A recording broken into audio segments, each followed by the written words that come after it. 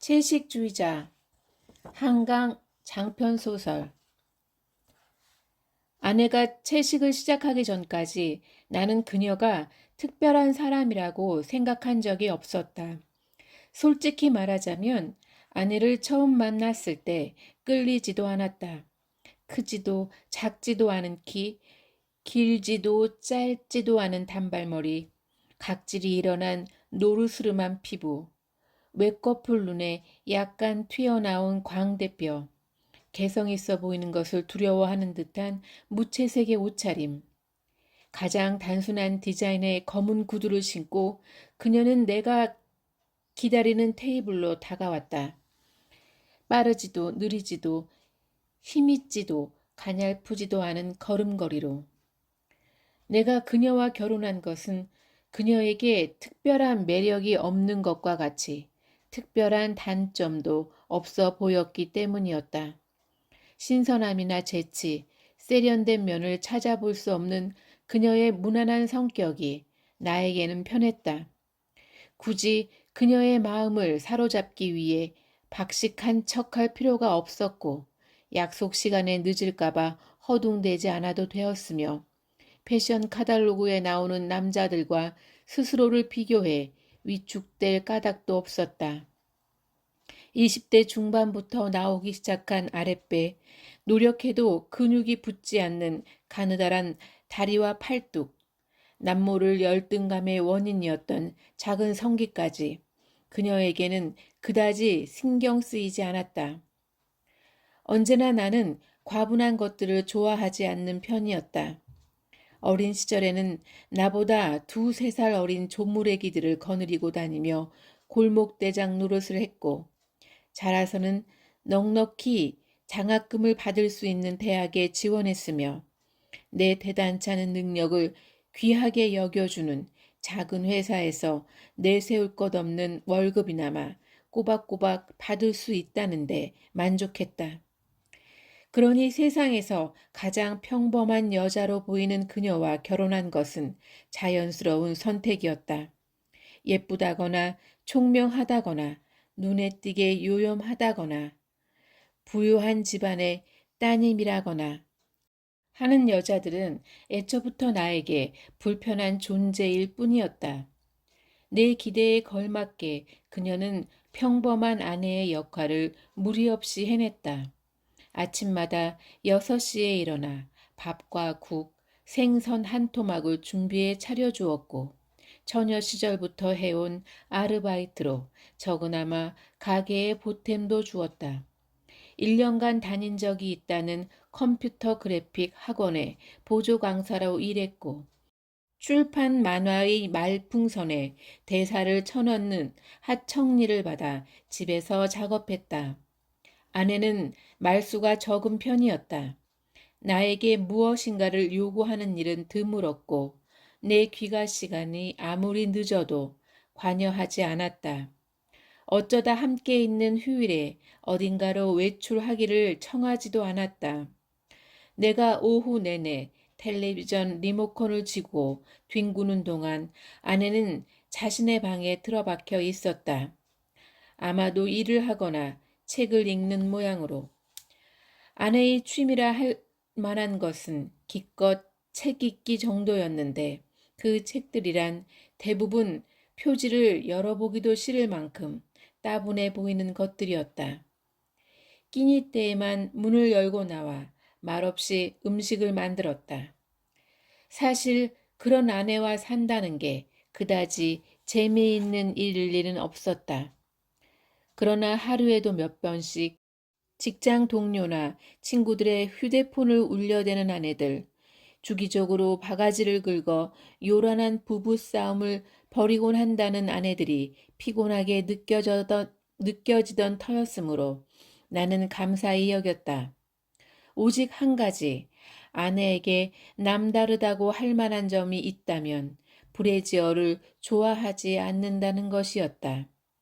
짧고 밍숭밍숭했던 연애 시절 우연히 그녀의 등에 손을 얹었다가 스웨터 아래로 브래지어 끈이 만져지지 않는다는 것을 알았을 때 나는 조금 흥분했었다. 혹 그녀가 나에게 무언의 신호를 보내고 있는 것인지 판단하기 위해 잠시 새로운 눈으로 그녀의 태도를 관찰했다. 관찰의 결과는 그녀가 신호 따위를 전혀 보내고 있지 않다는 것이었다. 신호가 아니라면 게으름이나 무신경인가? 나는 이해할 수 없었다. 볼품없는 그녀의 가슴에 노브라란 사실 어울리지 않았다. 차라리 두툼한 패드를 넣은 브래지어를 하고 다녔다면 친구들에게 보일 때 내 체면이 섰을 것이다. 결혼한 뒤 아내는 집에서 아예 브래지어를 벗고 지냈다. 여름철에 잠깐 외출할 때면 동그랗게 돌출된 젖꼭지의 윤곽이 드러날까봐 할 수 없이 브래지어를 했지만 1분 안에 호크를 풀어버렸다. 엷은 색의 얕은 상이나 약간 끼는 옷을 입었을 경우에는 풀린 호크가 역력히 드러나는데도 그녀는 괴념하지 않았다.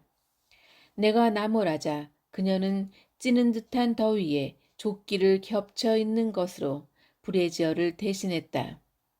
답답해서 브래지어가 가슴을 조여서 견딜 수 없다고 그 아내는 변명했다.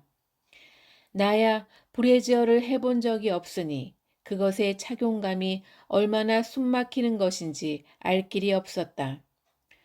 그러나 모든 여자들이 그녀만큼 브래지어를 싫어하지 않으리라는 것만은 확실해 보였으므로 그녀의 과민함은 의아하게 느껴졌다.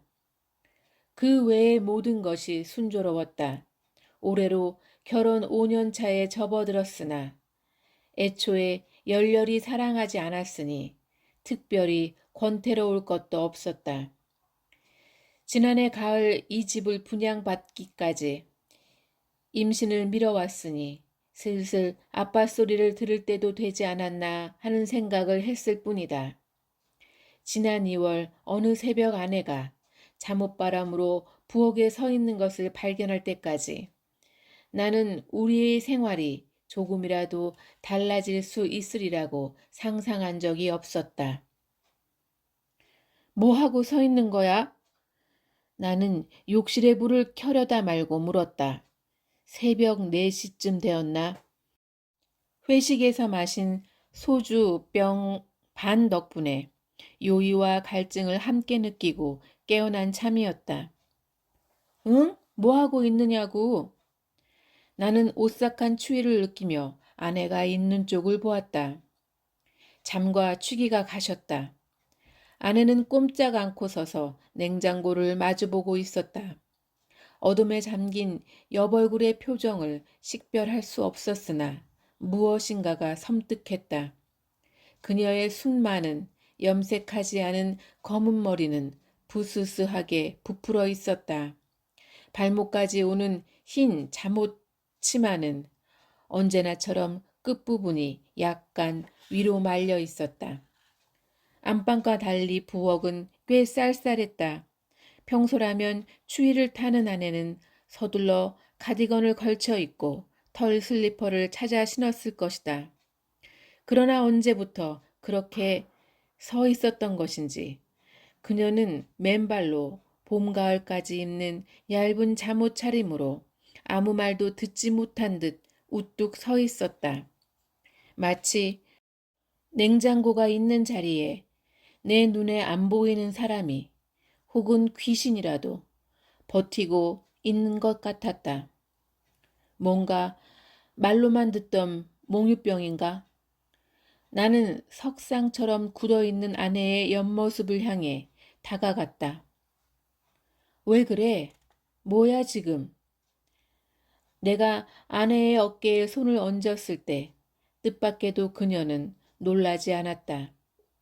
정신을 놓고 있었던 게 아니라 내가 안방에서 나오는 것, 질문, 자신에게 다가오는 것까지 모두 의식하고 있었던 것이다.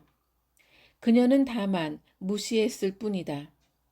가끔 그녀가 심야 드라마에 열중해 있을 때 내가 귀가하는 기척을 듣고 기척을 듣고 있으면서 무시했던 것과 같이. 그러나 새벽 4시의 캄캄한 부엌, 400리터 냉장고에 희끄무레한 문 앞에서 몰입할 만한 무엇이 있다는 것인가. 여보, 나는 어둠 속에 드러난 그녀의 옆얼굴을 보았다. 처음 보는 냉정하게 번쩍이는 눈으로 그녀는 입술을 굳게 다물고 있었다. 꿈을 꿨어. 그녀의 목소리는 또렷했다. 꿈? 무슨 소리를 하는 거야? 지금이 몇 시야 대체? 그녀는 나에게서 몸을 돌려 문이 열려있는 안방을 향해 천천히 걸어갔다. 문턱을 넘자 팔을 뒤로 뻗어 조용히 문을 닫았다. 나는 혼자 어두운 부엌에 남아 그녀의 흰 뒷모습을 삼킨 방문을 바라보았다. 나는 욕실에 불을 켜고 들어갔다. 며칠째 영하 10도 안팎의 추위가 계속되던 즈음이었다. 몇 시간 전에 내가 샤워를 했으므로 그때 물이 튄 슬리퍼가 아직 차갑게 젖어 있었다. 욕조 위로 시커멓게 뚫린 환풍구에서 바닥과 벽의 흰 타일들에서 냉혹한 겨울의 적막함이 느껴졌다. 안방으로 돌아갔을 때 아내가 웅크리고 누워있는 쪽에서는 아무런 소리도 들리지 않았다. 마치 나 혼자 있는 방 같았다. 물론 그것은 내 착각이었다. 가만히 귀를 기울이자 매우 작은 숨소리가 들려왔다. 잠든 사람의 숨소리 같지 않았다. 손을 뻗으면 그녀의 따스한 살을 만질 수 있었을 것이다. 그러나 왠지 나는 그녀를 만질 수 없었다. 그녀에게 말을 붙이고 싶지도 않았다. 이불 속에 누운 채로 나는 잠시 현실감을 잃고 흰색 커튼을 투과해 방 안 가득 쏟아져 들어온 겨울 아침의 햇빛을 멍하니 바라보았다. 반쯤 머리를 들어 벽시계를 본 순간 튀어 일어나 문을 박차고 나갔다. 부엌의 냉장고 앞에 아내가 있었다. 미쳤어? 왜 안 깨웠어? 지금이 몇 시인데? 발에 물컹한 것이 밟혀 나는 말을 멈췄다. 내 눈을 믿을 수 없었다. 아내는 어젯밤과 똑같은 잠옷 차림으로 부스스 헝클어진 머리를 늘어뜨린 채 쪼그려 앉아 있었다. 그녀의 몸을 중심으로 희고 검은 비닐봉지들과 플라스틱 밀폐 용기들이 발 디딜 데 없이 부엌 바닥에 널려 있었다. 샤브샤브용 쇠고기와 돼지고기 삼겹살, 커다란 우족 2짝, 위생팩에 담긴 오징어들, 시골의 장모가 얼마 전에 보낸 잘 손질된 장어, 노란 노끈에 엮인 굴비들, 포장을 뜯지 않은 냉동 만두와 내용물을 알 수 없는 수많은 꾸러미들. 부스럭거리는 소리를 내며 아내는 커다란 쓰레기 봉투에 그것들을 하나씩 주워 담는 중이었다. 뭐 하는 거야 지금? 나는 마침내 이성을 잃고 고함을 질렀다. 어젯밤과 똑같이 나의 존재를 무시하며 그녀는 계속해서 고기 꾸러미들을 쓰레기 봉투에 넣었다. 쇠고기와 돼지고기, 토막난 닭, 적게 잡아도 20만 원어치는 될 바다 장어를. 당신 제정신이야? 이걸 왜 다 버리는 거야? 내가 비닐봉지를 헤치고 달려가 그녀의 손목을 낚아챘다. 뜻밖의 아내의 손목 힘은 완강해 내 얼굴이 더워지도록 힘을 주고야 비닐봉지를 놓게 할 수 있었다. 빨개진 오른 손목을 왼손으로 주무르며 아내는 평상시와 똑같은 침착한 어조로 말했다. 꿈을 꿨어. 다시 그 얘기였다. 표정 하나 흐트러뜨리지 않은 채 아내는 나를 마주 보았다. 그때 내 휴대폰이 울렸다. 제기랄. 나는 간밤 거실의 소파에 던져둔 외투를 뒤지기 시작했다.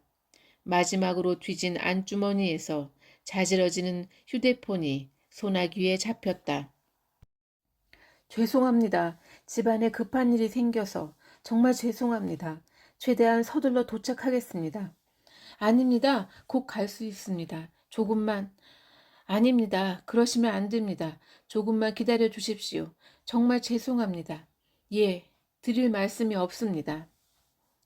나는 휴대폰 폴더를 닫고 욕실로 뛰어들어갔다. 급하게 면도하느라 두 군데 상처가 났다. 와이셔츠 다려놓은 거 없어? 대답이 없었다. 나는 욕설을 퍼부으며 욕실 앞에 빨래통을 뒤져 어제 던져놓은 셔츠를 찾았다. 다행히 구김이 많지 않았다. 넥타이를 머플러처럼 걸치고 양말을 신고 수첩과 지갑을 챙기는 동안에도 아내는 부엌에서 나와 보지 않았다. 결혼 5년 만에 나는 처음으로 아내의 뒷바라지와 배웅 없이 출근해야 하는 것이었다. 미쳤군. 완전히 맛이 갔어. 나는 얼마 전에 새로 구입해 볼이 비좁은 구두에 두 발을 구겨 넣었다. 현관문을 박차고 나가 엘리베이터가 꼭대기에 머물고 있는 것을 확인하고 3층 계단을 뛰어내려갔다. 막 떠나려는 지하철에 올랐을 때에야 나는 어두운 차창에 비친 내 얼굴을 보았다. 머리를 매만지고 넥타이를 매고 셔츠의 구겨진 부분을 손바닥으로 문질렀다. 아내의 소름 끼치게 담담한 얼굴, 굳은 목소리가 떠오른 것은 그 다음이었다. 꿈을 꿨어. 라고 아내는 2번 말했다. 달리는 차창 너머 터널의 어둠 위로 그녀의 얼굴이 스쳐갔다. 처음 보는 사람처럼 그 얼굴은 낯설었다. 그러나 거래처 사람에게 둘러댈 변명과 오늘 소개할 시안을 30분 안에 정리해내야 했으므로 더 이상 아내의 이상한 행동에 대해 생각할 여유가 없었다. 어떻게든 오늘은 일찍 들어가야겠어. 부서 바뀌고 몇 달 동안 하루도 12시 전에 퇴근한 적이 없었잖아. 라고 잠깐 속으로 뇌까렸을 뿐이었다. 어두운 숲이었어. 아무도 없었어. 뾰족한 잎이 돋은 나무들을 헤치느라고 얼굴에 팔에 상처가 났어. 분명 일행과 함께였던 것 같은데 혼자 길을 잃었나 봐. 무서웠어. 추웠어. 얼어붙은 계곡을 하나 건너서 헛간 같은 밝은 건물을 발견했어. 거적대기를 걷고 들어간 순간 봤어. 수백 개의 커다랗고 시뻘건 고깃덩어리들이 기다란 대막대들에 매달려 있는 걸. 어떤 덩어리에선 아직 마르지 않는 붉은 피가 떨어져 내리고 있었어. 끝없이 고깃덩어리들을 헤치고 나아갔지만 반대쪽 출구는 나타나지 않았어. 입고 있던 흰옷이 온통 피에 젖었어.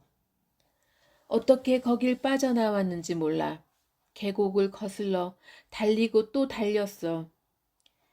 갑자기 숲이 환해지고 봄날의 나무들이 초록빛으로 우거졌어.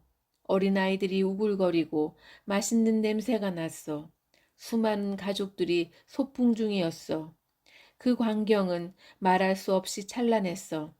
시냇물이 소리내어 흐르고 그 곁으로 돗자리를 깔고 앉은 사람들, 김밥을 먹는 사람들, 한편에선 고기를 굽고 노랫소리, 즐거운 웃음소리가 쟁쟁했어. 하지만 난 무서웠어. 아직 내 옷에 피가 묻어 있었어. 아무도 날 보지 못한 사이 나무 뒤에 움크려 숨었어. 내 손에 피가 묻어 있었어. 내 입에 피가 묻어 있었어. 그 헛간에서 나는 떨어진 고깃덩어리를 주워 먹었거든. 내 잇몸과 이천장에 물컹한 날고기를 문질러 붉은 피를 발랐거든. 헛간바닥 피 웅덩이에 비친 내 눈이 번쩍였어. 그렇게 생생할 수 없어. 이빨에 씹히던 날고기의 감촉이, 내 얼굴이 눈빛이 처음 보는 얼굴 같은데 분명 내 얼굴이었어. 아니야, 거꾸로 수없이 봤던 얼굴 같은데 내 얼굴이 아니었어. 설명할 수 없어. 익숙하면서도 낯선 그 생생하고 이상한, 끔찍하게 이상한 느낌을. 아내가 차린 저녁 식탁은 상춘잎과 된장, 쇠고기도 조갯살도 넣지 않은 맑은 미역국, 김치가 전부였다. 뭐야, 그래서 그 꿈 나부랭이 때문에 고기를 다 버렸다는 거야? 도대체 얼마너치를? 나는 식탁 의자에서 일어나 냉동식 문을 열었다. 텅 비어 있었다. 미숫가루와 고춧가루, 얼린 풋고추, 다진 마늘 한 봉지가 들어있을 뿐이었다. 계란 후라이라도 해줘. 나 오늘 정말 피곤해. 점심도 제대로 못 먹었어. 계란도 버렸어. 뭐? 우유도 끊었어. 기가 막히군. 나까지 고기를 먹지 말라는 거야? 냉장고에 그것들을 놔둘 수 없어. 참을 수가 없어. 도대체 저렇게 자기중심적일 수가. 나는 아내의 얼굴을 똑바로 내려다보았다.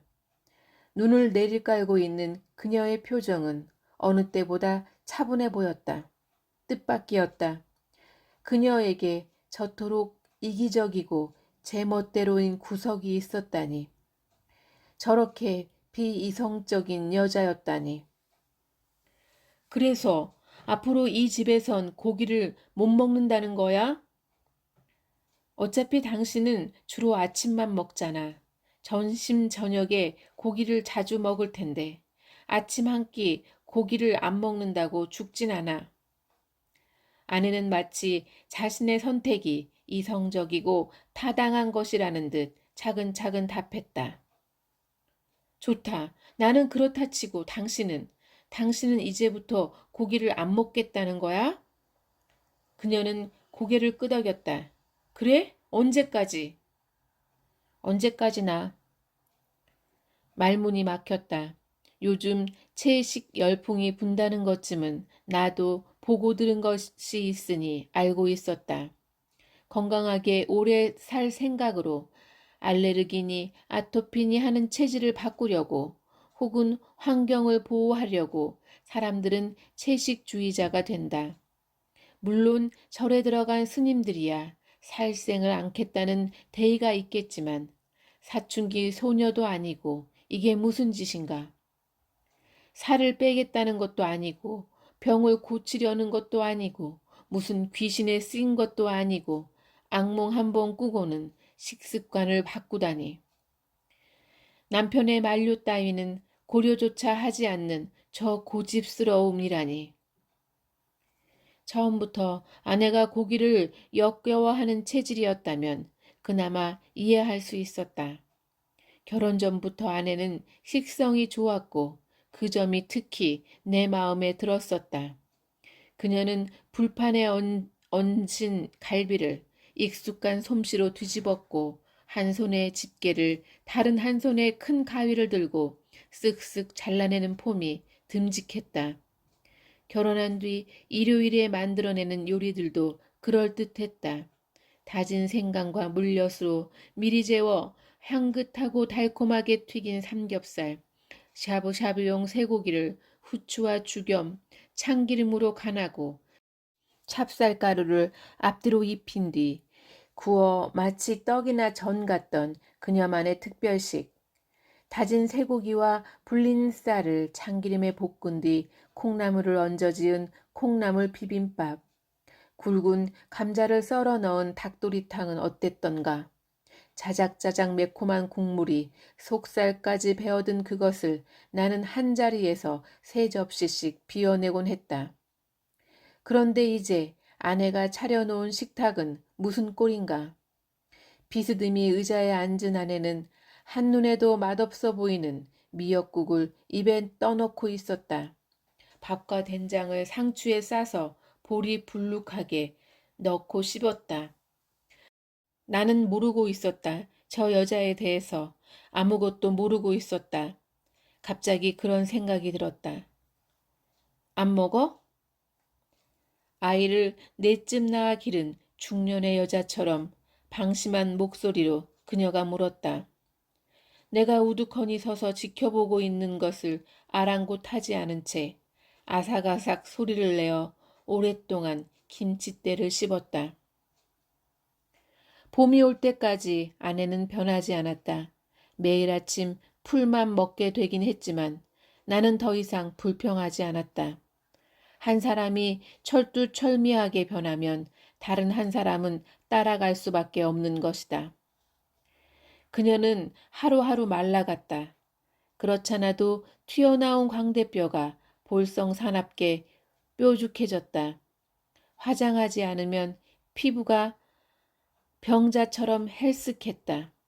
육식을 끊는다고 모두 아내처럼 살이 빠진다면 누구든 체중 감량에 애를 끌 필요가 없을 것이다. 나는 알고 있었다. 아내가 여위는 건 채식 때문이 아니었다. 꿈 때문이었다. 아니 사실상 그녀는 잠도 거의 자지 않았다. 아내는 결코 부지런한 사람이 아니었다. 내가 늦은 밤에 귀가하면 아내는 먼저 잠들어 있는 경우가 많았다. 한데 이제 그녀는 내가 자정 넘겨 들어와 씻고 잠자리에 든 뒤에도 안방으로 자러 들어오지 않았다. 책을 읽는 것도 아니고 인터넷 채팅을 하는 것도 아니고 밤새 케이블 TV를 보는 것도 아니었다. 말풍선에 대사를 쳐넣는 작업이 그렇게 많을 리도 없었다. 그녀는 새벽 5시쯤 되어서야 잠자리에 들었고 1시간쯤 자는 둥 마는 둥 하고는 짧은 신음을 뱉으며 깨어나곤 했다. 헝클어진 머리에 까칠한 얼굴, 빨갛게 금이 간 눈으로 그녀는 내 아침 식탁을 지키고 있었다. 자신은 한 숟가락도 뜨지 않은 채였다.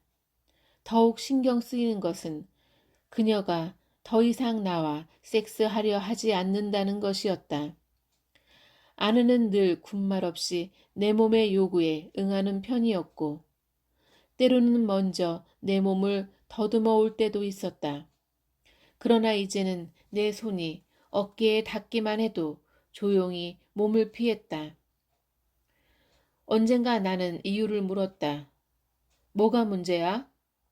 피곤해. 그러니 고기를 먹으라고. 고기를 안 먹으니 힘이 없지. 전에는 이러지 않았잖아. 사실은 뭐 냄새가 나서 그래. 냄새? 고기 냄새. 당신 몸에서 고기 냄새가 나. 나는 너털 웃음을 터뜨렸다. 방금 못 봤어? 나 샤워했어. 어디서 냄새가 난다는 거야? 그녀의 대답은 진지했다. 땀구멍 하나하나에서. 나는 가끔 불길한 생각을 했다.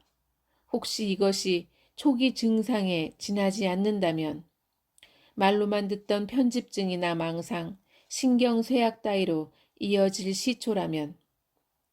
그러나 그녀가 어떤 광기에 사로잡혀 있다고 보기는 어려웠다. 여느 때처럼 그녀는 말수가 적었고 집안을 잘 정돈했다. 주말이면 나물 2-가지를 무쳤고 고기 대신 버섯을 넣어 잡채를 만들기도 했다. 채식이 유행이라는 것을 고려한다면 이상할 것도 없었다. 다만 그녀가 잠을 이루지 못한다는 것, 유난히 얼굴이 멍하고 무엇인가에 짓눌린 것처럼 보이는 아침에 내가 까닭을 물으면 꿈을 꿨어 라고 대답한다는 것뿐이었다. 그것이 어떤 꿈이냐고 나는 묻지 않았다. 다시 어두운 숲속의 헛간, 피웅덩이에 비친 얼굴에 대한 얘기 따위를 듣고 싶지 않았다. 내가 들어가 보지 못한 알 길 없는 알고 싶지 않은 꿈과 고통 속에서 그녀는 계속 야위어 갔다. 무용수처럼 비쩍 마르는가 싶더니 종래에는 환자처럼 앙상한 뼈대만 남았다. 좋지 않은 생각이 들 때마다 나는 생각했다. 소도시에서 목재소와 구멍가게를 하는 장인장모, 사람 좋은 처형과 처남 부부를 보더라도 정신적 일탈의 혈통 같은 것은 어울리지 않는다고. 그녀의 집안 사람들을 떠올리면 자욱한 연기와 마늘 타는 냄새가 자연스럽게 겹쳐졌다. 소주잔이 오가며 고깃기름이 타들어가는 동안 여자들은 부엌에서 소란스럽게 이야기를 나누었다.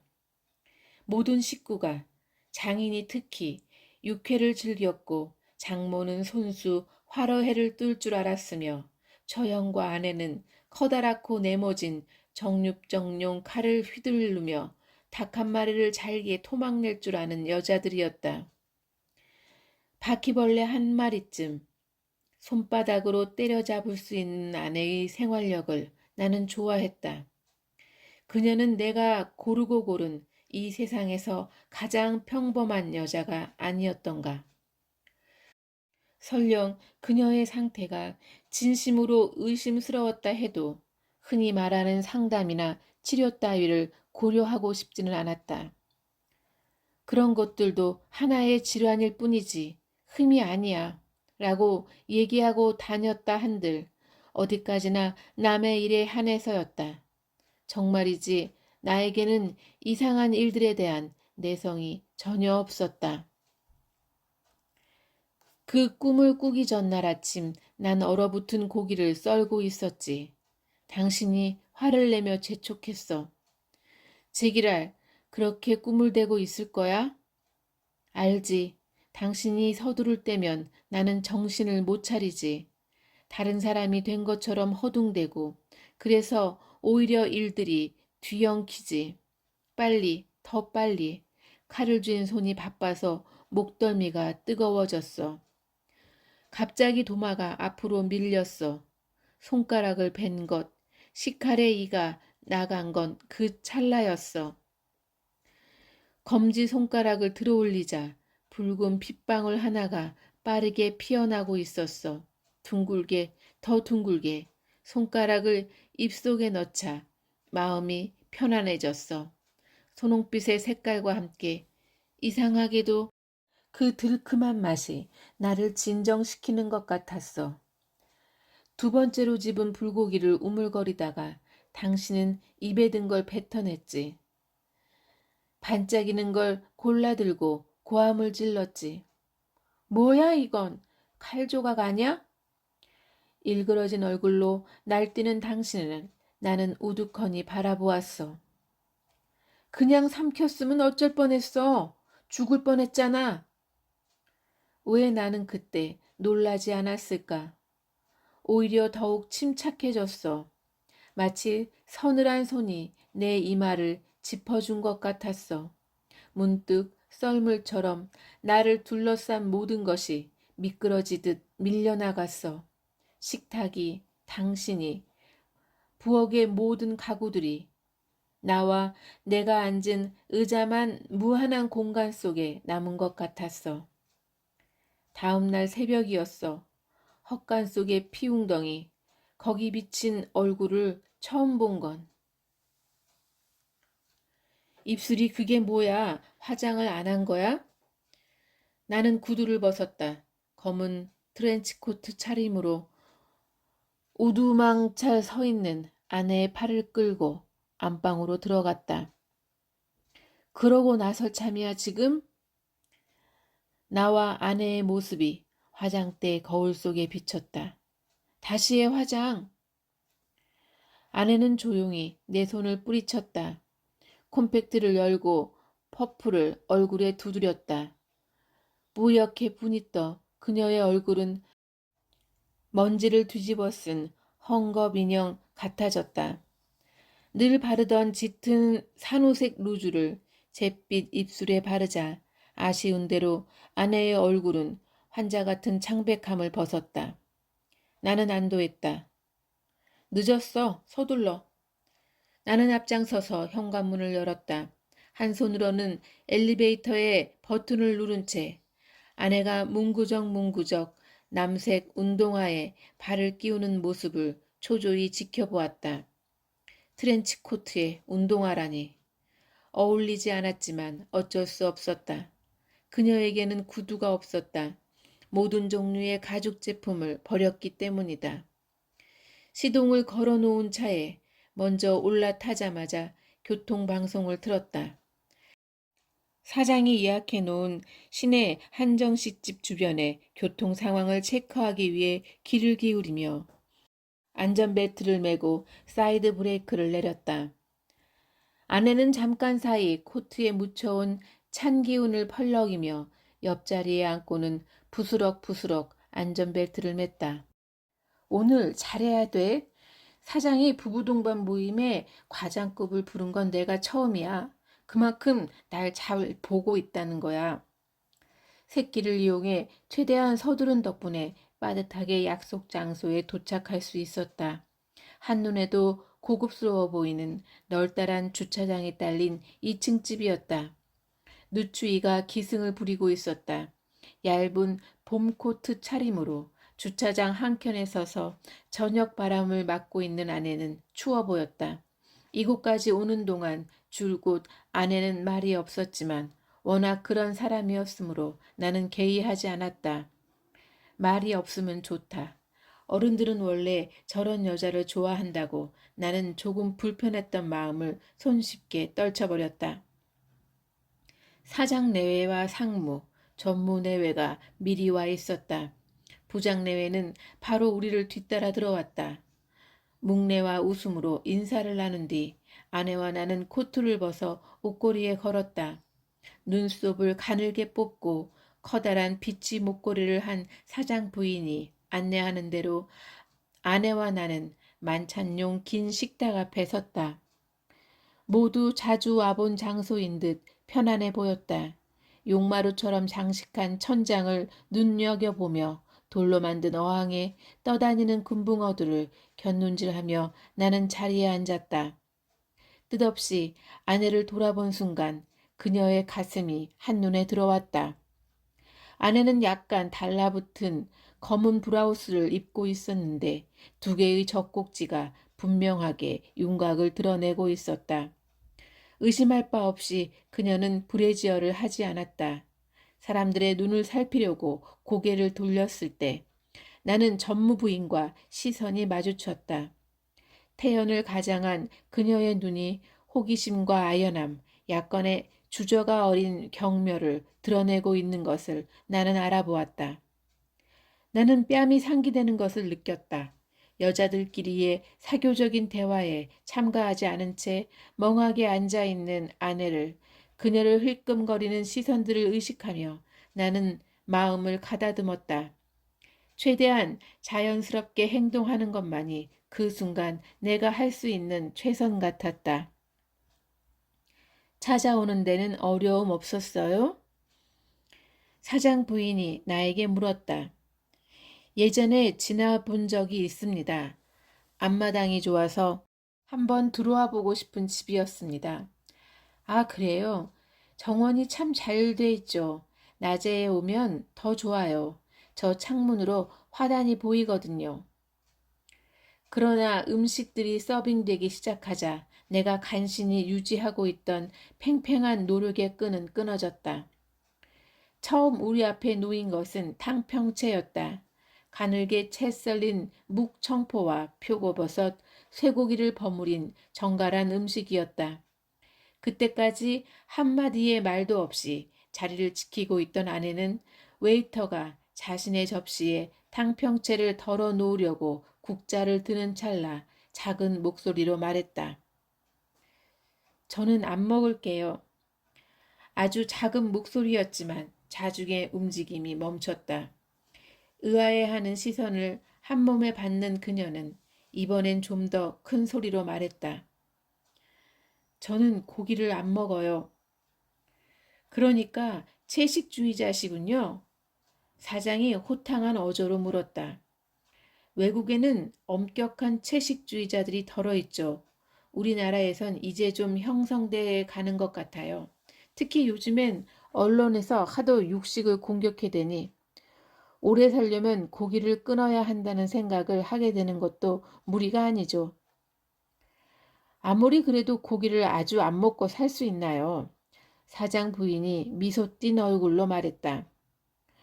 아내의 접시가 하얗게 빈 채 남아있는 동안 웨이터는 나머지 9사람의 접시를 모두 채운 뒤 사라졌다. 화제는 자연스럽게 채식주의로 흘러갔다. 얼마 전에 50만 년 전 인간의 미래가 발견됐죠? 거기에도 수렵의 흔적이 있었다는 것 아닙니까? 육식은 본능이에요. 채식이란 본능을 거스르는 거죠. 자연스럽지가 않아요. 요샌 사상 체질 때문에 채식하는 분들도 있는 것 같던데 저도 체질을 알아보려고 몇 군데 가봤더니 가는 데마다 다른 얘기를 하더군요. 그때마다 식단을 바꿔봤지만 항상 마음이 불편하고 그저 골고루 먹는 게 최선이 아닌가 하는 생각이 들어요. 골고루 못 먹는 것 없이 먹는 사람이 건강한 것 아니겠어요? 신체적으로나 정신적으로나 원만하다는 증거죠. 아까부터 아내의 젖가슴을 흘끔거리고 있던 전무 부인이 말했다. 마침내 그녀의 화살은 아내에게 직접 날아왔다. 채식을 하는 이유가 어떤 건가요? 건강 때문에? 아니면 종교적인 거예요? 아니요. 아내는 이 자리가 얼마나 어려운 자리인지 전혀 의식하지 않은 듯 태연하고 조용하게 입을 떼었다. 불현듯 소름이 끼쳤다. 아내가 무슨 말을 하려는지 직감했기 때문이었다. 꿈을 꿨어요. 나는 재빨리 아내의 말끝을 덮었다. 집사람은 오랫동안 위장병을 앓았어요. 그래서 숙면을 취하지 못했죠. 한 의사의 충고대로 육식을 끊은 뒤 많이 좋아졌습니다. 그제야 사람들은 고개를 끄덕였다. 다행이네요. 저는 아직 진짜 채식주의자와 함께 밥을 먹어본 적이 없어요. 내가 고기를 먹는 모습을 징그럽게 생각할지도 모를 사람과 밥을 먹는다면 얼마나 끔찍할까. 정신적인 이유로 채식을 한다는 건 어찌됐든 육식을 혐오한다는 거 아니에요? 안 그래요?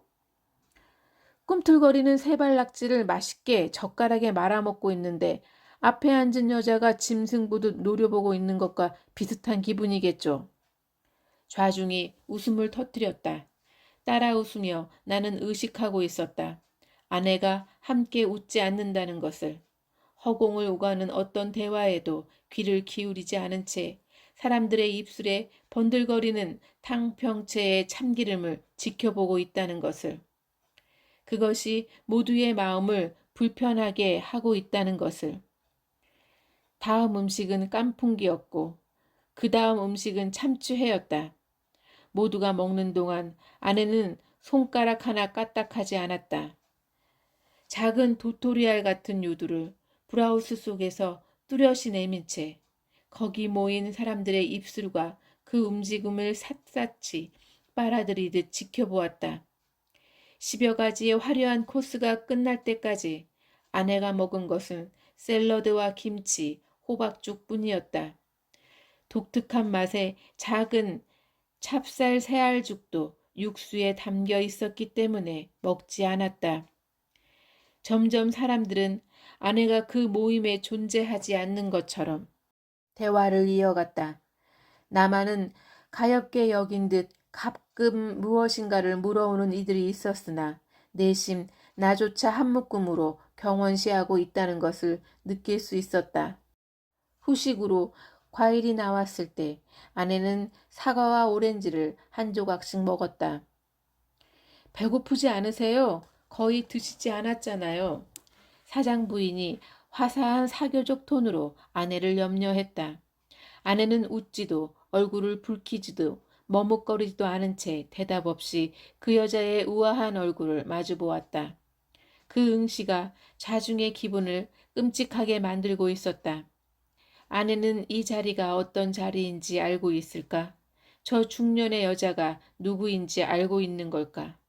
순간 한 번도 들어가 본 적 없는 그녀의 머릿속이 그 내부가 까마득히 깊은 함정처럼 느껴졌다. 무엇인가 조치를 취해야 했다. 그날 밤 모든 것이 낭패로 돌아간 것을 느끼며 집까지 운전해 돌아오는 동안 나는 생각했다. 그녀는 태연해 보였다. 자신이 무슨 짓을 저질렀는지 전혀 모르는 것 같았다. 졸리거나 피곤한 듯 비스듬히 찻장에 얼굴을 기대고 있을 뿐이었다. 평소 내 성격대로였다면 화를 냈을 것이다. 회사에서 남편 쫓겨나는 꼴 보고 싶어? 그게 대체 뭐 하는 짓이야? 그러나 나는 모든 것이 의미 없다는 것을 직감했다. 어떤 분노와 설득도 그녀를 움직일 수 없었다. 내 손으로 뭔가를 할 수 있는 단계가 아니었다. 아내가 씻고 잠옷을 걸친 뒤 안방 대신 자신의 방으로 들어가자 나는 거실을 서성거리다가 전화기를 들었다. 먼 소도시에서 장모가 전화를 받았다. 아직 잠들기에는 이른 시간이었는데 장모의 목소리는 혼곤했다. 다들 편안한가? 요즘 통 연락이 없던데. 죄송합니다. 제가 워낙 바쁘게 지내느라고요. 장인 어른은 건강하십니까?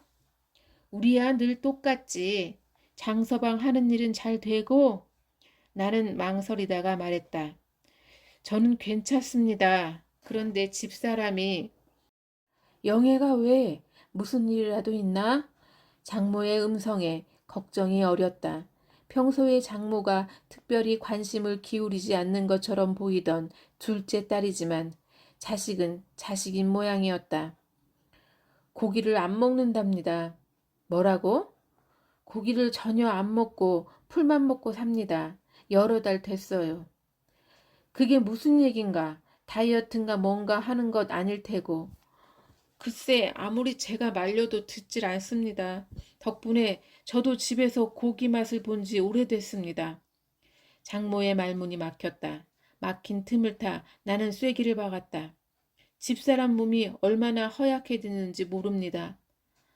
안 되겠구만. 옆에 영애 있으면 바꿔주게. 지금은 자러 갔습니다. 내일 아침에 전화하라고 하겠습니다. 아니야, 두게. 내일 아침에 내가 전화함세. 그 애가 왜 안 하던 짓을. 자네한테 면목이 없네. 전화를 끊은 뒤 나는 수첩을 뒤져 처형의 전화번호를 눌렀다. 4살배기 조카 녀석이 여보세요? 고함치며 받았다. 엄마 좀 바꿔라. 아내와 닮았지만 아내보다 눈이 커서 예쁜, 무엇보다 아내보다 여자다운 데가 있는 처형이 곧 수화기를 넘겨받았다. 여보세요? 콧소리를 섞어내는 처형과의 통화는 언제나 나에게 약간의 성적인 긴장감을 주었다. 나는 좀 전과 같은 방법으로 아내의 채식을 알려 좀 전과 똑같은 경악과 사죄, 다짐을 받아낸 뒤 수화기를 내려놓았다. 마지막으로 막내 처남의 전화번호를 누를까 하다가 지나친 것 같아 그만두었다. 다시 꿈을 꿨어. 누군가가 사람을 죽여서 다른 누군가가 그걸 감쪽같이 숨겨줬는데 깨는 순간 잊었어. 죽인 사람이 난지 아니면 살해된 쪽인지, 죽인 사람이 나라면 내 손에 죽은 사람이 누군지, 혹 당신일까? 아주 가까운 사람이었는데, 아니면 당신이 날 죽였던가? 그럼 그걸 감춰준 사람은 누굴까? 그건 분명히 나나 당신이 아닌데. 삽이었어. 그것만은 확실해. 커다란 흙삽으로 머리를 쳐서 죽였어. 둔중한 울림, 금속과 머리가 부딪히던 순간의 탄성, 어둠 속에서 고꾸라지던 그림자가 생생해. 이번 꿈이 처음이 아니야. 무수히 꿨던 꿈이야.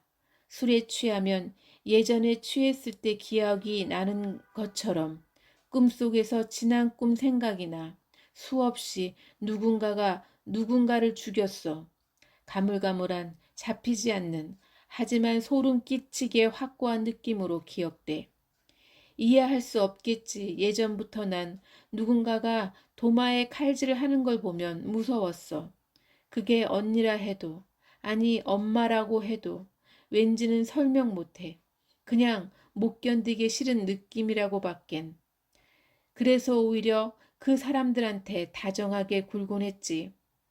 그렇다고 어제 꿈에 죽거나 죽인 사람이 엄마나 언니였다는 건 아니야. 다만 그 비슷한 느낌, 오싹하고 더럽고 끔찍하고 잔인한 느낌만이 남아있어. 내 손으로 사람을 죽인 느낌, 아니면 누군가 나를 살해한 느낌, 겪어보지 않았다면 결코 느끼지 못할 단호하고 환멸스러운 덜 식은 피처럼 미지근한. 무엇 때문일까? 모든 것이 낯설게 느껴져. 내가 뭔가의 뒤편으로 들어와 있는 것 같아. 손잡이가 없는 문 뒤에 갇힌 것 같아. 아니 어쩌면 처음부터 여기 있었던 걸 이제야 갑자기 알게 된 걸까? 어두워. 모든 것이 깜깜하게 뭉개어져 있어. 내가 기대했던 것과는 달리 장모와 처형의 설득은 아내의 식습관에 아무런 영향을 미치지 않았다. 주말이면 장모는 나에게 전화해 물었다. 영애가 아직도 고기를 안 먹나? 생전 전화하는 법 없던 장인까지 아내에게 호통을 쳤다. 흥분한 고함 소리가 수화기 밖으로 새어나와 나에게도 들렸다. 뭐 하는 짓이냐? 너는 그렇다 치고 한창 나이에 전서방은 어쩌라는 말이야?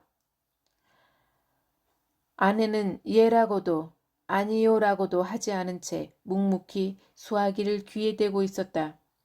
왜 대답이 없어? 듣고 있는 거냐? 부엌에 국냄비가 끓었으므로 아내는 말없이 수화기를 테이블에 내려놓고 부엌으로 갔다. 가서 돌아오지 않았다. 상대 없이 애처롭게 고함치고 있는 장인을 위해 나는 수화기를 집어들었다. 죄송합니다, 장인어른. 아니야, 내가 면목이 없네. 가부장적인 장인은 지난 5년간 들어본 적 없는 사과조의 말로 나를 놀라게 했다. 배려의 말 따위는 그에게 어울리지 않았다. 월남전에 참전해 무공 훈장까지 받은 것을 가장 큰 자랑으로 여기는 그의 목소리가 무척 크고 그 목소리만큼 대가 센 사람이었다.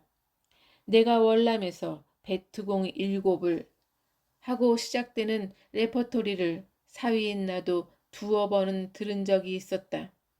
아내는 그 아버지에게 18살까지 종아리를 맞으며 자랐다고 했다. 그렇잖아도 내 달에 올라갈 테니 그때 앉혀놓고 얘기를 해보겠네. 6월은 장모의 생일이 있는 달이다. 처가가 멀어 서울의 처갓집 형제들은 선물을 붙이고 전화를 드리는 것으로 장모의 생일을 넘기곤 했다. 그런데 마침 5월 초에 처형네가 평수를 넓혀 이사를 했으니 집 구경도 할 겸 장인 내외가 올라온다는 것이었다. 다가오는 6월 둘째 일요일의 모임은 몇 년에 한 번 있을까 말까 한 처가의 큰 행사가 되는 셈이었다.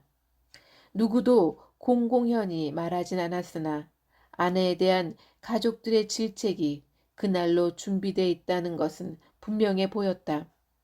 정작 아내는 그것을 아는지 모르는지 태연하게 하루하루를 보냈다.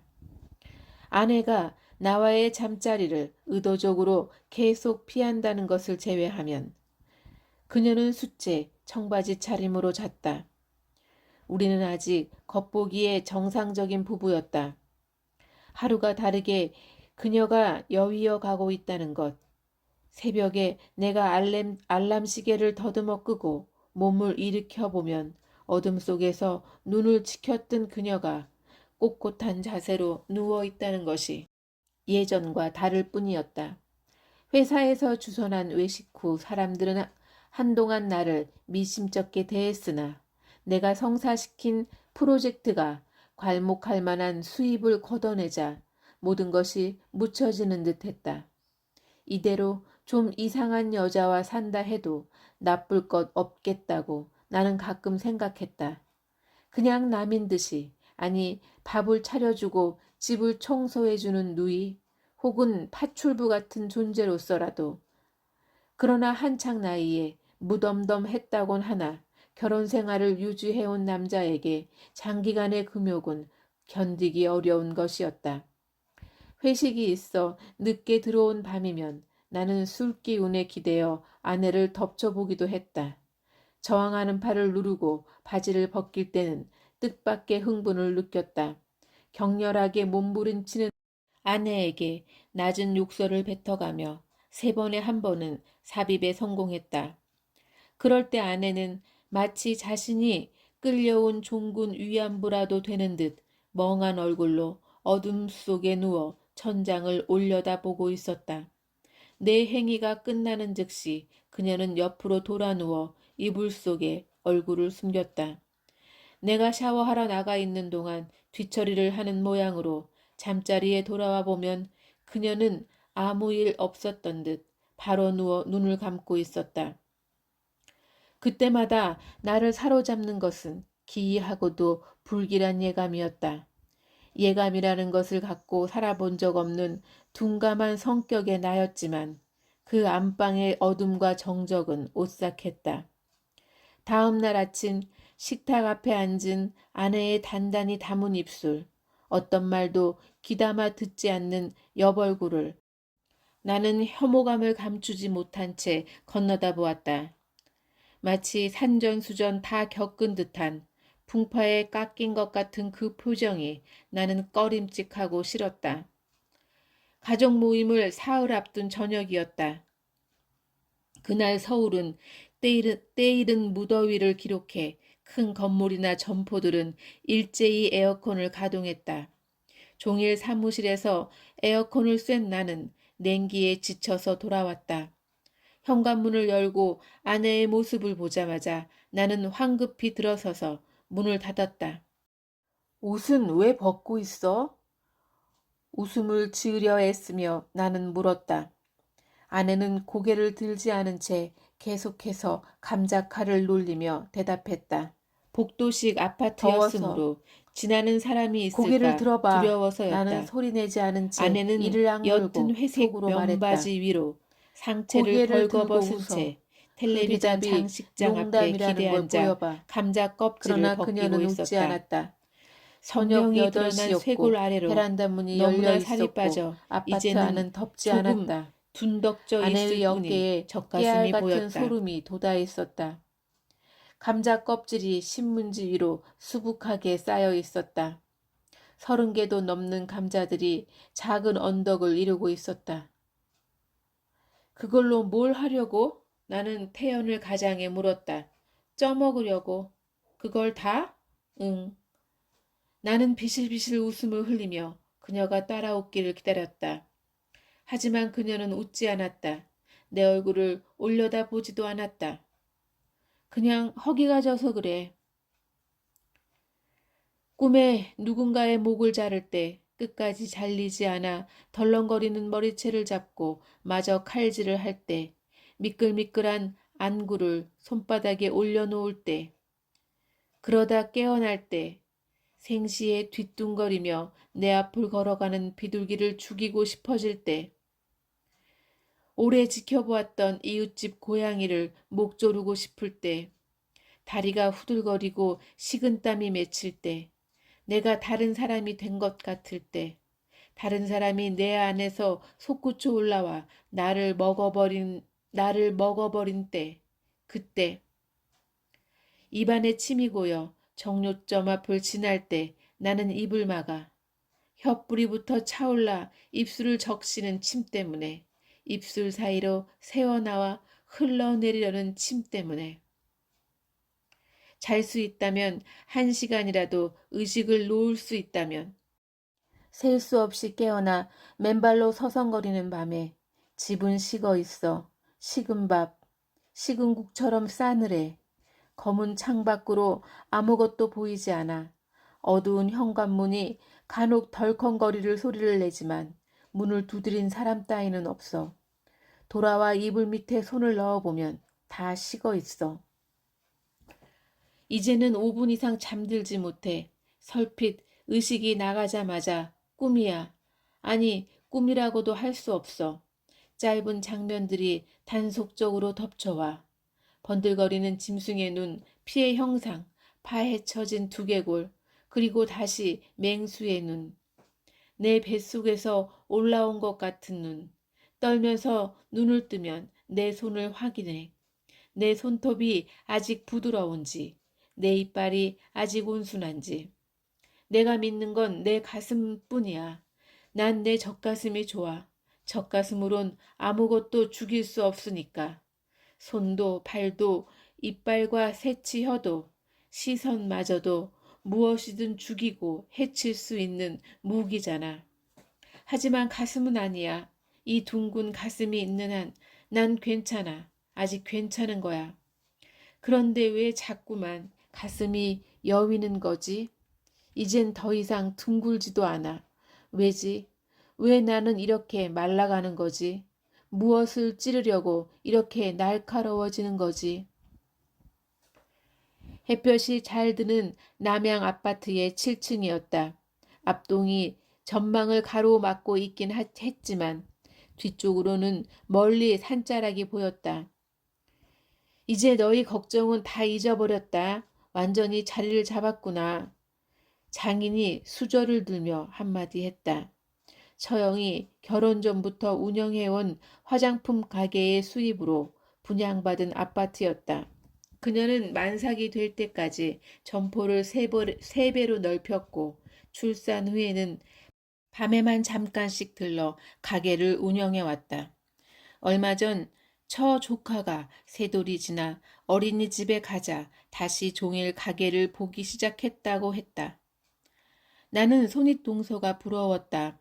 미대를 나와 작가라고 행세하긴 하지만 생계에 도움이 되지 않는 동서였다. 물려받은 재산이 있다지만 벌지 않고 쓰기만 해서는 한계가 있다. 처형이 팔을 걷어붙였으니 동서는 이제 평생 예술이나 하며 마음 편히 살 수 있을 것이다. 게다가 처형은 예전의 아내처럼 음식 솜씨가 좋다. 딱 부러지게 차려놓은 점심상을 보니 나는 새삼스레 허기를 느꼈다. 적당히 살이 붙은 처형의 몸매, 사근사근한 말씨, 커다랗게 쌍컵 불진 눈을 바라보며 나는 내가 잃고 살아왔을지 모를 많은 것들을 아쉬워했다. 아내는 집이 좋다느니 음식을 차리느라 애썼다느니 하는 인사말 한마디 없이 조용히 밥과 김치를 먹었다. 그것 외에는 그녀가 먹을 것이 없었다.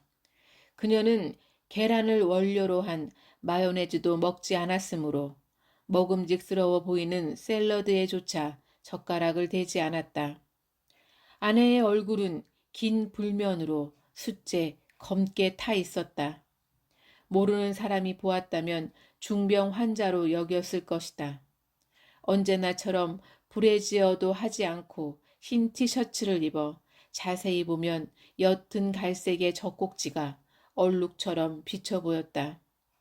좀 전에 함께 현관을 들어서자마자 처형이 그녀를 안방으로 불렀는데 잠시 후 처형이 먼저 난감한 얼굴로 방에서 나온 것으로 미루어 아내가 브래지어를 하지 않겠다고 한 모양이었다. 여기 분양가가 얼마였어요? 그래요. 어제 부동산 사이트에 들어가 봤는데 이 아파트는 벌써 5천만 원쯤 오른 거네요. 내년엔 지하철도 완공된다면서요. 매형이 수완이 참 좋으세요. 제가 뭐 하는 게 있나요? 다 집사람이 알아서 했죠. 의례적이며 정다운 그리고 실질적인 대화가 듬성듬성 오가는 동안 아이들은 떠들고 서로를 때려가며 볼이 미어지게 음식을 먹어댔다. 내가 물었다. 처형, 이 음식을 혼자 다 하셨습니까? 처형은 반쯤 웃었다. 그냥 그저께부터 하나씩 했어요. 그런데 저거 굴무침은 영애가 좋아하는 거라 일부러 장받아 한 건데 영애는 손도 안 대네. 나는 숨을 죽였다. 마침내 시작이었다. 가만히 있어봐라. 영애 너 애비가 그만큼 알아듣게 말했는데 장인의 호통에 이어 처형이 야무지게 아내를 나무랐다. 너 정말 어쩌려고 그러니? 사람한테 필요한 영양소가 있는 건데 채식을 하려면 제대로 식단을 잘 짜서 하든가. 얼굴이 그게 뭐야? 처남댁도 거들었다.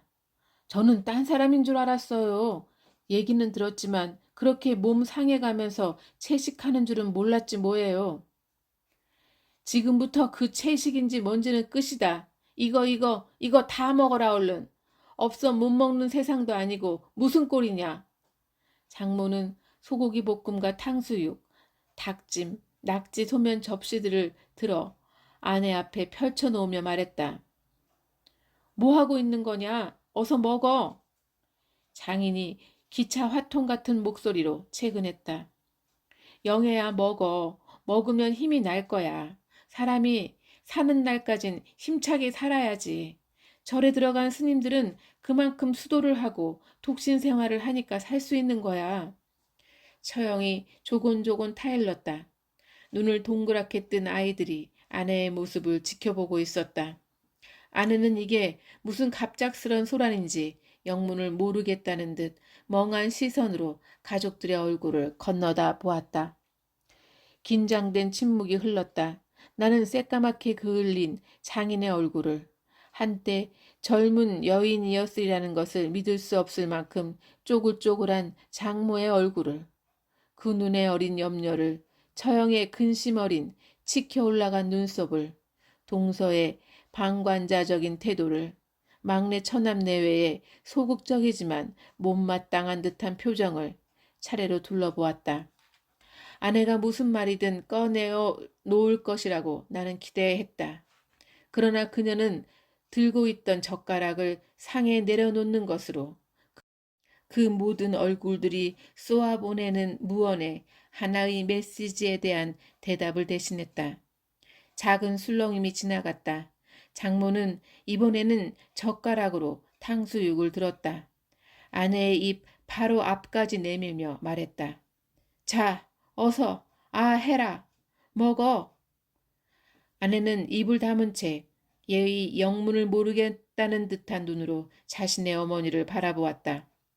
어서 입 벌려. 이거 싫으냐? 그럼 이거. 장모는 이번에는 쇠고기 볶음을 들었다. 아내가 여전히 입을 다물고 있자 장모는 다시 그것을 내려놓고 굴무침을 집었다. 너 어릴 때부터 이거 좋아했잖냐? 이거 실컷 먹어보고 싶다고 한 적도 있었는데. 예, 저도 기억나요. 그래서 어디 가서 굴을 보면 영의 생각이 나는데. 처형은 아내가 굴무침을 먹지 않는 것이 무엇보다 큰일을 아는 듯 장모를 거들었다. 굴무침이 잡힌 젓가락이 입을 향해 점점 가까이 다가오자 아내는 몸을 뒤로 힘껏 젖혔다. 얼른 먹어, 팔 아프다. 장모는 팔이 실제로 떨렸다. 아내는 마침내 자리에서 일어섰다. 저 안 먹어요. 처음으로 아내의 입에서 또렷한 음성이 흘러나왔다. 뭐야? 고함을 지른 것은 비슷한 다혈질인 장인과 처남이 함께였다. 처남댁이 얼른 처남의 팔을 잡았다. 보고 있으려니 내 가슴이 터진다. 이 애비 말이 말 같지 않아? 먹으라면 먹어. 나는 아내가 죄송해요 아버지 하지만 못 먹겠어요 라고 대답하리라고 예상했다. 그러나 그녀는 조금도 죄송하지 않은 듯한 말투로 담담히 말했다. 저는 고기를 안 먹어요. 절망한 장모의 젓가락이 거두어졌다. 늙은 그녀의 얼굴은 금방이라도 울음을 터뜨릴 것 같았다. 곧 폭발할 듯한 정적이 흘렀다. 장인이 젓가락을 집어들었다. 탕수육 한 점을 집어들고 상을 돌아 아내 앞에 우뚝 섰다. 평생의 노동으로 단련된 단단한 그러나 어쩔 수 없이 허리가 구부정하게 굽은 뒷모습으로 장인은 탕수육을 아내의 얼굴에 들이밀었다. 먹어라. 애비 말 듣고 먹어. 다 널 위해서 하는 말이다. 그러다 병이라도 나면 어쩌려고 그러는 거냐. 가슴 뭉클한 부정이 느껴져 나도 모르게 눈시울이 뜨거워졌다. 아마 그 자리에 모인 모든 사람들이 그랬을 것이다. 허공에서 조용히 떨고 있는 장일의 젓가락을 아내는 한 손으로 밀어냈다. 아버지, 저는 고기를 안 먹어요. 순간 장인의 억센 손바닥이 허공을 갈랐다. 아내가 뺨을 감싸쥐었다. 아버지! 처형이 외치며 장인의 팔을 잡았다. 장인은 아직 흥분이 가시지 않는 듯 입술을 실룩거리고 있었다. 한때 성깔이 대단했다는 것은 알고 있었지만 장인이 누군가에게 손찌검하는 광경을 직접 본 것은 처음이었다. 정서방, 영호, 둘이 이쪽으로 와라. 나는 머뭇거리며 아내에게 다가갔다. 뺨에서 피가 비칠 만큼 아내는 세게 맞았다. 그녀는 그제야 평정이 깨진 듯한 숨을 몰아쉬고 있었다. 두 사람이 영의 팔을 잡아라. 예? 한 번만 먹기 시작하면 다시 먹을 거다. 세상 천지에 요즘 고기 안 먹고 사는 사람이 어디 있어? 불만스러운 얼굴로 처남이 자리에서 일어섰다. 누나, 웬만하면 먹어. 예 하고 먹는 신용만 하면 간단하잖아. 아버지 앞에서 이렇게까지 해야겠어? 장인이 고함쳤다. 무슨 얘기를 하고 있어? 어서 팔 잡아라. 정서방도. 아버지 왜 이러세요? 처형이 장인의 오른팔을 잡았다. 장인은 이제 젓가락을 내던지고 손으로 탕수육을 들고 아내에게 다가갔다. 아내가 엉거주춤 뒷걸음치는 것을 처남이 붙잡아 바로 세웠다. 누나, 그냥 좋게 먹어. 누나가 받아서 먹어. 처형이 애원했다. 아버지, 제발 그만하세요. 처형이 장이를 잡은 팔임보다 처남이 아내를 잡은 팔임이 셌으므로 장인은 처형을 뿌리치고 탕수육을 아내의 입에 갖다 댔다. 입을 굳게 다문 채 아내는 신음소리를 냈다. 뭔가 말하기 위해 입을 벌리면 그것이 들어올까봐 말조차 하지 못하는 것 같았다. 아버지! 처남은 소리쳐 만류했으나 얼결에 아내를 잡은 손을 놓지 않고 있었다. 음, 음. 고통스럽게 몸부림치는 아내의 입술에 장인은 탕수육을 짓이겼다. 억센 손가락으로 두 입술을 열었으나 악물린 이빨을 어쩌지 못했다. 마침내 다시 화가 머리끝까지 치민 장인이 한 번 더 아내의 뺨을 때렸다. 아버지! 처형이 달려들어 장인의 허리를 안았으나 아내의 입이 벌어진 순간 장인은 탕수육을 쑤셔 넣었다. 처남이 그 서슬에 팔에 힘을 빼자 으르렁거리며 아내가 탕수육을 뱉어냈다. 짐승 같은 비명이 그녀의 입에서 터졌다. 비켜! 아내는 몸을 웅크려 현관 쪽으로 달아나는가 싶더니 뒤돌아서서 교자상에 놓여있던 과도를 집어들었다. 영애야! 장모의 끊어질 듯한 음성이 살벌한 정적 위에 떨리는 금을 그었다. 아이들이 참았던 울음을 터뜨렸다. 이를 악문 채 자신을 지켜보고 있는 사람들의 눈을 하나씩 응시하다가 아내는 칼을 치켜들었다. 말려! 피해! 아내의 손목에서 분수처럼 피가 솟구쳤다. 흰 접시 위로 붉은 피가 비처럼 쏟아졌다. 무릎을 접고 주저앉은 아내에게서 칼을 뺏은 것은 그때까지 줄곧 방관하고 앉아있던 동서였다. 뭐해? 아무 수건이라도 가져와. 동서는 특공대 출신답게 능숙한 솜씨로 아내의 손목을 쥐어란 뒤에 그녀를 들쳐업었다. 자네는 빨리 내려가 시동 걸어. 나는 더듬더듬 구두를 찾았다. 짝이 맞지 않아 두 번을 바꿔 신은 뒤에야 현관문을 열고 나갈 수 있었다.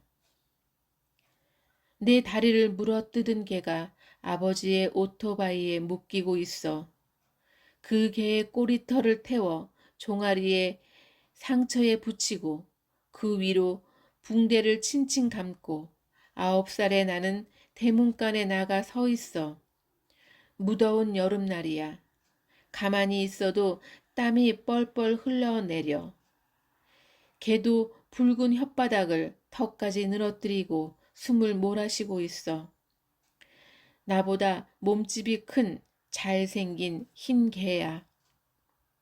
주인집 딸을 물어뜯기 전까진 영리하다고 동네에 소문났던 녀석이었지.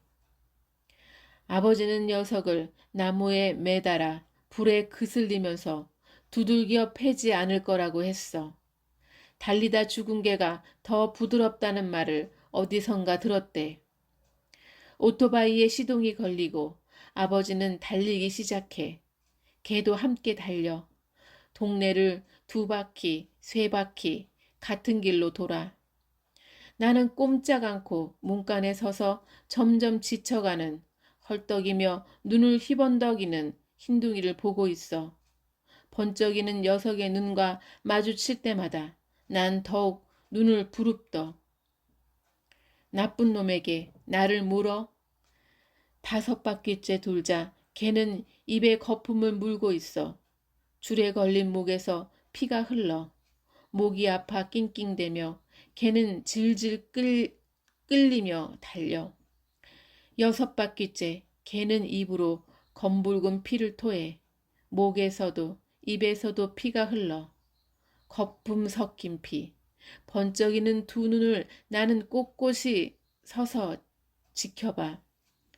7번째, 7바퀴째 나타날 녀석을 기다리고 있을 때 축 늘어진 녀석을 오토바이 뒤에 실은 아버지가 보여. 녀석의 덜렁거리는 4다리, 눈꺼풀이 열린 핏물이 고인 눈을 나는 보고 있어. 그날 저녁 우리 집에선 잔치가 벌어졌어.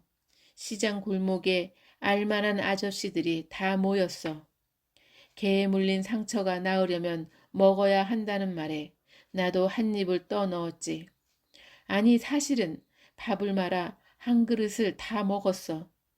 들깨 냄새가 다 덮지 못한 누린내가 코를 찔렀어. 국밥위로 어린거리던 눈, 녀석이 달리며 거품 섞인 피를 토하며 나를 보던 2눈을 기억해.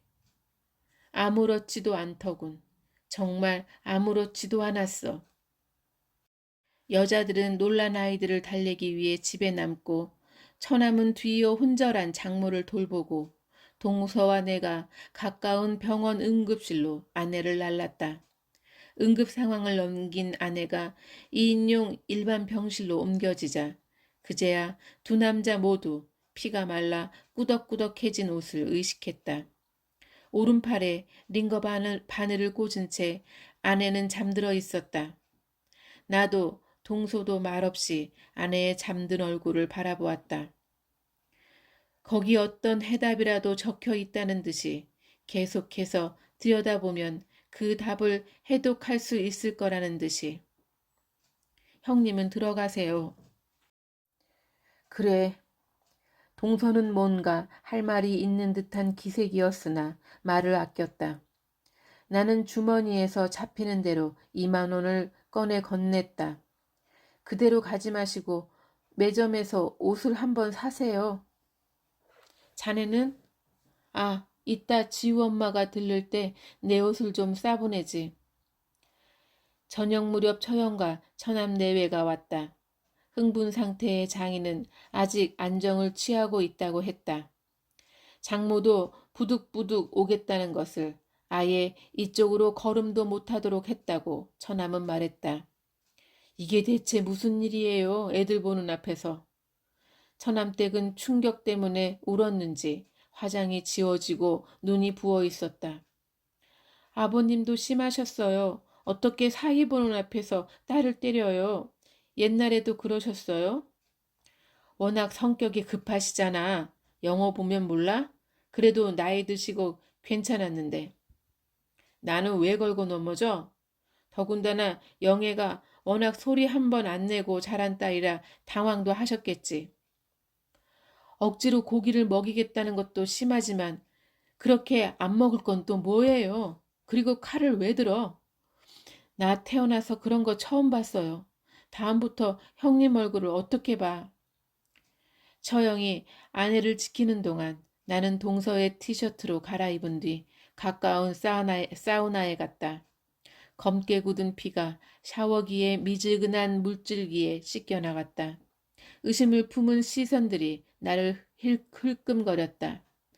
구역질이 났다. 이 모든 상황이 징그러웠다. 현실이 아닌 것 같았다. 놀람이나 당혹감보다 강하게 아내에 대한 혐오감을 느꼈다. 처형이 돌아간 뒤 2인용 병실에서 장파열로 입원한 여고생과 그 부모, 나와 아내만 남았다. 그들이 나를 흘끔거리는 것을, 무엇인가 작은 소리로 쑥덕거리는 것을 의식하며 나는 아내의 머리맡을 지켰다. 이 긴 일요일이 곧 끝나고 월요일이 시작될 것이다. 그러면 더 이상 이 여자를 보지 않아도 된다. 내일은 처형이 자리를 지킬 테고 모레면 아내는 태어날 것이다. 태원이란 이 이상하고 무서운 여자와 내가 단둘이 한 집에 살아야 한다는 것을 의미한다. 나는 그것을 받아들이기 어려웠다. 다음 날 밤 9시에 나는 병실을 찾았다. 처형이 미소를 지으며 나를 맞았다. 피곤하시죠? 아이는 지우 아빠가 오늘은 안 나가고 있어요. 어떻게든 술자리가 있었다면 나는 이 시간에 병실로 돌아오지 않았을 것이다. 그러나 월요일이었고 아무런 건수가 없었다. 얼마 전에 바쁜 업무가 끝나 야근도 없었다. 집사람은요, 계속 잤어요. 말 시켜도 대답 안 하고 밥은 잘 먹어요. 괜찮을 것 같아요. 언제나 내 마음을 움직이는 처형 특유의 사려 깊은 말씨가 내 날카로운 기분을 다소나마 다독여 주었다. 처형을 보낸 뒤 1시경이 지나 넥타이를 푼 뒤 좀 씻어야겠다고 생각하고 있을 때 누군가가 병실 문을 두드렸다. 뜻밖에도 장모였다. 자네 볼 면목이 없네. 가까이 다가오자마자 장모가 뱉은 첫 마디였다. 무슨 말씀이십니까? 장모님 몸은 좀 어떠세요? 장모는 긴 한숨을 내쉬었다. 늙음하게 우리가 무슨 험한 꼴을 보는지. 장모는 들고 있던 쇼핑백을 나에게 내밀었다. 이게 뭡니까? 올라오기 전에 준비한 거야. 몇 달간 고기를 안 먹었다니 얼마나 몸이 축났을까 싶어서. 둘이 같이 먹게. 흑염소야. 지훈애가 알면 말릴까봐 몰래 갖고 나왔네. 그냥 한약이라고 하고 영애한테 먹여봐. 약재를 많이 넣어서 역한 냄새도 없을 거야. 안 그래도 귀신같이 마른 게 그렇게 피를 흘렸으니. 그녀의 끈질긴 모성애라는 것에 나는 그만 기가 질렸다. 여기는 전자레인지가 없지? 내가 간호사실에 가서 알아봄세. 장모는 가방에서 백 하나를 꺼내 들고 나갔다. 처형 덕분에 애써 다독여진 마음이 들썽들썽 다시 일어서는 것을 느끼며 나는 넥타이를 말아주었다. 얼마 지나지 않아 마침 아내가 잠에서 깨어났다. 나 혼자 있을 때 깨어난 것보다 낫다고 생각하자 그제야 장모의 출현이 다행으로 느껴졌다. 아내는 발치에 앉아있던 나보다 장모와 먼저 눈을 맞추었다. 장모는 막 문을 열고 들어오다가 화들짝 반색을 했으나 아내의 표정은 읽어내기 어려웠다. 종일 침대에 누워 잠만 잤다더니 다소 온화하고 링거의 덕분인지 단순한 붓기인지 뽀얗게 피어난 얼굴이었다. 장모는 김이 나는 종이컵을 한 손에 들고 아내의 손을 잡았다. 이거사. 장모의 눈에 눈물이 그렁그렁 고였다. 이것 좀 먹어봐라. 얼굴이 그게 뭐냐. 아내는 순순히 종이컵을 받아들었다. 한약이다. 너 몸 보호한다고 지어왔다. 왜 옛날에 너 결혼 전에도 한 번 약 지어 먹었잖냐. 아내는 컵에 코를 대보고 고개를 저었다. 한약 아닌데요? 담담하고 쓸쓸한 얼굴로 어찌 보면 연민이 어린 것 같은 눈으로 아내는 팔을 뻗어 컵을 장모에게 돌려주었다. 한약 맞아. 얼른 코 쾅 막고 먹어라. 안 먹어요. 먹어라. 이 애미 소원이다. 죽은 사람 소원도 들어준다지 않던? 장모는 아내의 입으로 컵을 가져갔다. 정말 한약 맞아요? 그렇다니까. 망설이던 아내는 코를 막고 그 검은 액체를 한 모금 마셨다. 장모는 희색이 만면하여 더 마셔 라고 외쳤다. 주름진 눈꺼풀 안에서 장모의 눈이 번쩍거렸다. 뒀다가 이따 마실게요. 아내는 다시 누웠다. 뭐 먹고 싶냐? 입가심으로 단 것 좀 사올까? 괜찮아요. 그러나 장모는 매점이 어디인지 나에게 묻곤 황황히 병실을 나섰다. 아내는 뒤이어 담요를 걷고 일어났다. 어디가? 화장실에. 나는 링거액 주머니를 들고 아내를 따라갔다. 아내는 링거액 주머니를 화장실 안에 걸어두게 하고 문을 잠갔다.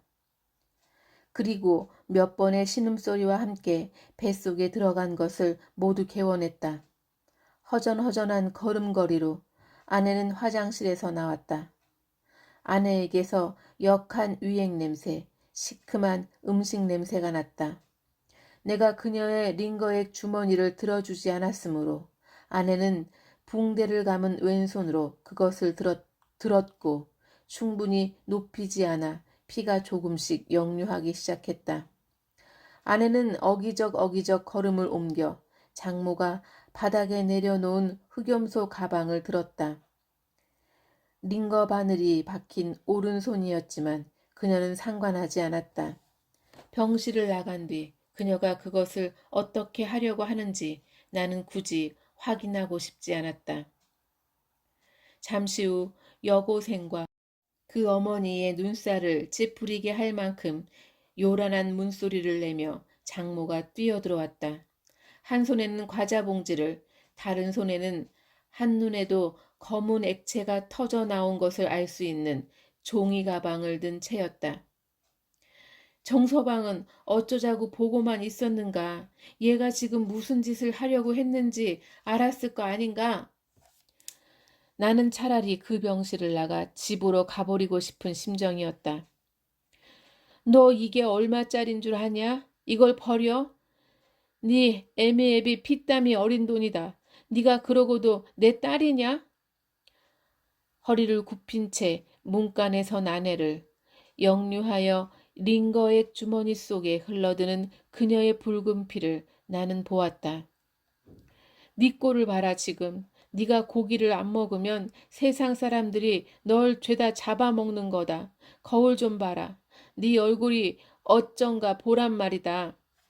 장모의 카랑카랑한 목소리가 낮은 울음으로 잦아들었다. 그러나 아내는 마치 낯선 여자의 울음을 바라보듯이, 그래서 그것을 지나쳐 가듯이 침대 위로 올라갔다. 가슴까지 담요를 끌어당기고 눈을 감았다. 그제 하나는 진홍색 피가 반 남아 담긴 링거액 주머니를 들어 올렸다. 저 여자가 왜 우는지 나는 몰라. 왜 내 얼굴을 삼킬 듯이 들여다보는지도 몰라. 왜 떨리는 손으로 내 손목에 붕대를 쓰다듬는지도 몰라. 손목은 괜찮아. 아무렇지도 않아. 아픈 건 가슴이야. 뭔가가 명치에 걸려 있어. 그게 뭔지 몰라. 언제나 그게 거기 멈춰 있어. 이젠 브래지어를 하지 않아도 덩어리가 느껴져. 아무리 길게 숨을 내쉬어도 가슴이 시원하지 않아. 어떤 고함이, 울부짖음이 겹겹이 뭉쳐져. 거기 박혀 있어. 고기 때문이야. 너무 많은 고기를 먹었어. 그 목숨들이 고스란히 그 자리에 걸려 있는 거야. 틀림없어. 피와 살은 모두 소화돼 몸 구석으로 흩어지고 찌꺼기는 배설됐지만 목숨들만은 끈질기게 명치에 달라붙어 있는 거야. 한 번만, 단 한 번만 크게 소리치고 싶어. 캄캄한 창밖으로 달려나가고 싶어. 그러면 이 덩어리가 몸 밖으로 뛰쳐나갈까? 그럴 수 있을까? 아무도 날 도울 수 없어. 아무도 날 살릴 수 없어. 아무도 날 숨쉬게 할 수 없어.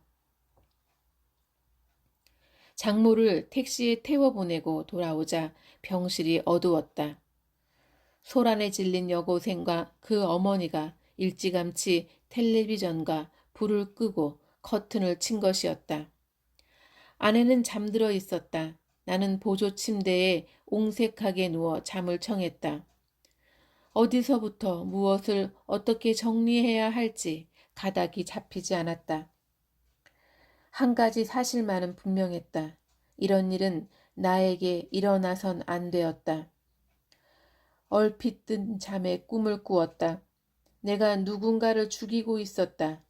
칼을 배에 꽂아 힘껏 가른 뒤 길고 구불구불한 내장을 꺼냈다.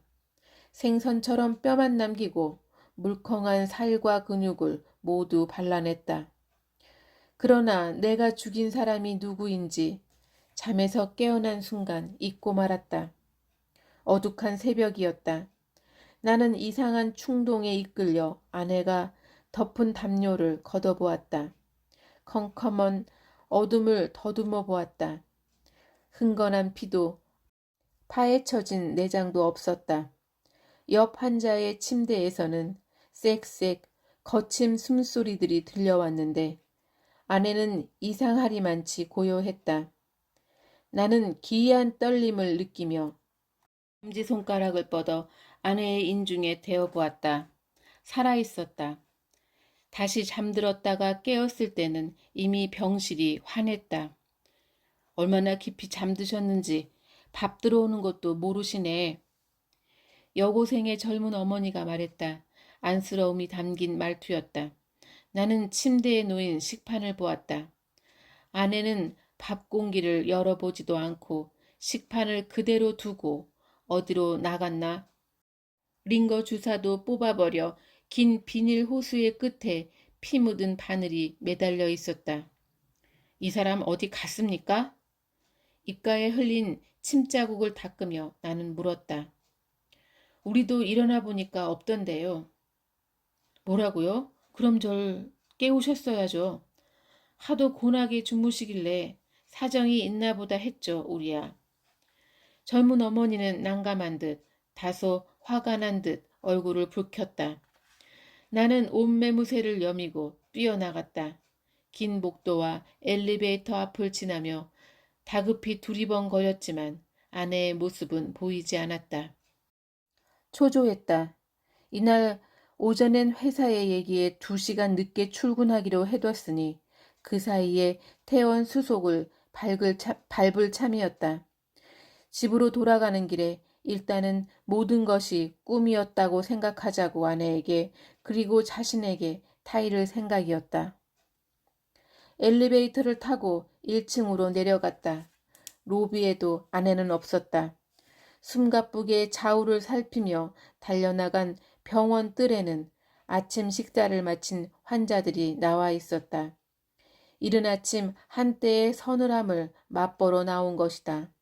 장기 입원 환자들인지 지치고 쓸쓸한 그러나 나름대로 평화로운 모습들이었다.